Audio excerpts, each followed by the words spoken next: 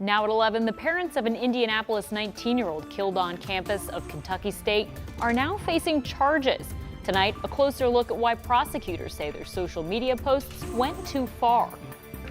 And we're tracking warm temperatures for the weekend, but wait until you see the big cool down that's coming as we head into 2026. And some shifts for the Colts as they prepare for the Jags. The player ending his season and the one preparing for his return. Live from Indy, you're watching 13 News.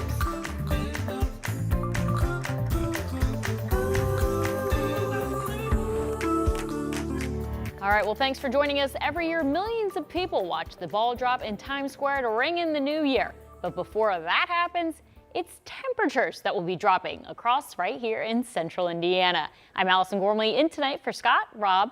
The moral of the story when it comes to the weather here. It's going to be warm weekend and then big drop. I mean, talk about dropping temperatures. We may see the temperatures go down as many as 50 degrees over the course of Sunday to Monday. So this is a huge drop. Let me show you what I'm talking about here. Where we are right now is into the 40s, and you still have mild temperatures overnight through tomorrow into Sunday. This is well above the average. Keep in mind, the average high is about 36, 37 degrees or so, and our overnight low is going to be even warmer than that. So we've been a little bit spoiled by the warm temperatures that have been in place. And I think overnight tonight, 43 is what we're expecting for overnight low temperature, although some of you may get into the upper 30s here. And more clouds than anything else, although a couple of areas may have to deal with a little bit of patchy fog. But I don't think it's going to be as widespread as this morning. 55, our expected high temperature for tomorrow as the temperatures warm up. Expecting the clouds to stay with us for tomorrow. If you're traveling tomorrow, I think overall it looks pretty good. 55 for the high temperature on Saturday, but look at this for Sunday, 65. And how about some locations getting up close to 70? We'll talk about the big change, though, once this all moves out of here Sunday night. I'll have that for you coming up in just a few, Allison. You can keep an eye on this winter warmth and the incoming cool down with the WTHR weather app. It puts current conditions and our weather blog right on your phone. It's a free download in your app store. Tonight, the parents of the Kentucky State University student killed on campus are facing criminal charges. That student was a 19-year-old from Indianapolis. Now, prosecutors say his mother and father posted a series of threatening comments on social media. Brandon Schaff joins us to break down what we learned from newly released court documents. Brandon? Hey, good evening, Allison. I have copies here of the probable cause affidavits for DeJon Fox Jr.'s parents. They outline what police say that they saw on social media, prompting both of them to be charged this week. This was the moment Chardonnay Cleveland left a Vanderburgh Circuit Court on Friday, facing a felony intimidation charge. Her son, DeJon Fox Jr., was killed in a shooting on the Kentucky State campus earlier this month. Prosecutors say Cleveland and the victim's father, DeJon Fox Sr., threatened the shooter online. Just this week, a grand jury chose not to indict Jacob Bard, who was initially facing a murder charge connected to that shooting. We're thrilled with that result. From the beginning, we maintained that he acted lawfully in self-defense. Court documents reveal some of the explicit social media comments investigators say were directed toward Bard and his family. They say Fox Sr. posted on December 10th, in part, quote, "You don't know what you took from me, but you will feel the same hurt I feel." Then on the 19th, court documents say Cleveland posted in part, quote, "I want his son dead just like mine." Jonathan Danks is Bard's defense attorney. He says police are providing heightened security and Bard's family is living at an undisclosed location for the foreseeable future. As a general matter, violence and threats of violence cannot be tolerated. And so we've received assurance from law enforcement agencies that they will continue to actively monitor this and take whatever appropriate action as may be necessary. DeJon Fox Sr. also faces a felony charge of intimidation. Danks added their goal now is for Bard to return to work and live without concerns for his safety. We're all hoping that this matter will calm down and everybody can take a step back and understand that although there's been a tragic loss of life involved in all of this, that more violence is not going to help anybody here. Now, these new court documents say that there were reports that Bard's son was attacked by several people, leading Jacob Bard to open fire. We reached out to Chardonnay Cleveland. She declined to comment on the grand jury's decision and did not respond to our request for comment on the intimidation charges that both parents now face. Allison. All right. Thank you, Brandon. Tonight, a man is under arrest connected to a deadly shooting in Indianapolis. Police say they found a 36-year-old Ashley Urell with a gunshot wound Monday on the east side. She died at the hospital. Police say they got multiple tips from the community in this case. Wednesday, those tips led them to Georgetown Road, where they found the 41-year-old suspect in a car.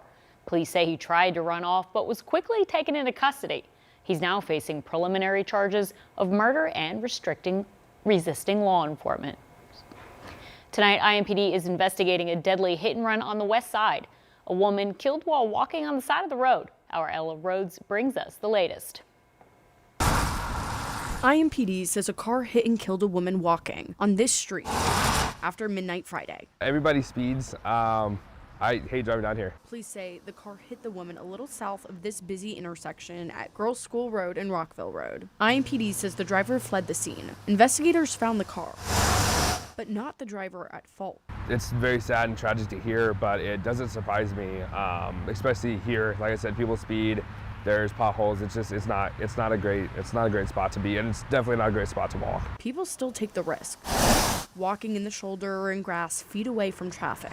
Drivers in this area do tend to be very reckless when they drive, not paying attention to a lot of things. Mark McAlevey with Health by Design says pedestrian safety is a crisis in Indianapolis. Life is more important than getting somewhere on time, and that we need to focus our design and the way that we build our communities so that the people who live in there are the ones who are the most safe. According to the dashboard from Safe Streets Indy, incidents involving cars killed 36 pedestrians across the city this year. DPW says in 2026 it will make major improvements on Girls School Road from Perimeter Road to 21st Street, including 25 new crosswalks and upgraded sidewalks. And it just takes time. But time is no excuse for allowing our roads to be conduits of harm. So what happened to 36 people doesn't happen to another. In Indianapolis, Ella Rhodes, 13 News. As Ella said, IMPD found the suspected car involved, but not the driver. They encourage anyone with information to reach out to their non-emergency line. Now, we just learned the name of a 6-year-old boy killed in the crash on the northeast side. Jeremiah Dior Poole died after the crash at 34th and Keystone on Tuesday. 3 other kids in the car were hurt. Police believe a truck drove through the intersection after the light turned red and hit a car turning onto 34th Street. Both drivers stayed at the scene. Noblesville police just announced the arrest of a 21-year-old driver after a crash on Christmas Day critically injured a passenger in his car. INDOT cameras captured the aftermath on I-69 near Cynthian Road. Police say the driver veered off the road, hitting a guardrail and rolling his truck. Investigators later learned the driver was over the legal limit and arrested for OWI. Police say he also did not have a driver's license and could face charges for that. Tonight, Indiana BMV leaders urge people to drive sober as we head into the New Year's holiday. According to the National Highway Traffic Safety Administration, December drunk driver deaths are among the highest in the past 15 years. Latest numbers from 2023 show more than 1,000 lives were lost in drunk driving crashes. This is expected to be one of the busiest travel days of the year as we head into the extended holiday weekend. We caught up with folks making their way through Indianapolis International Airport, and from what we saw, it was mostly smooth sailing. Travelers tell us they use technology to keep track of all those flights. We talked to one family heading to Chile, and they tell us the name of the game is patience. We tend to use the apps. I mean, we checked on how's the parking looking, what was the security lines like, and everything was looking really good. So we use that to help plan our timing when we get to the airport. No, just maybe happy holidays, happy new year, and safe travels. TSA leaders urge travelers to stay up to date with your flight information, arrive early, and be aware of the rules and regulations. The days leading up to Christmas can be a mad dash to get everything you need under the tree. But now it's about spending those gift cards and scoring deals. We spent some time at the Fashion Mall this afternoon where people packed the place. But some shoppers told us the crowds could have been worse. We live like an hour and a half away in Winchester, so we don't really have a mall. So we came to Castleton, and now we're here. So what's it like out here? It's not terrible. It's not bad. Like, it's been fine. I mean, it's busy, but not crazy. So why is it so busy the day after I Christmas? think there's some good sales, and I think people got stuff, they want to return it, they got gift cards like you said, so just extra money maybe to spend. Did you get what you wanted? Yes, I did. Okay, so why are you here today? To make some returns and then a little bit extra. Something didn't fit, something wasn't quite right. Yeah, I just had to return a pair of jeans from Abercrombie because they were too short, so I had to get the longs.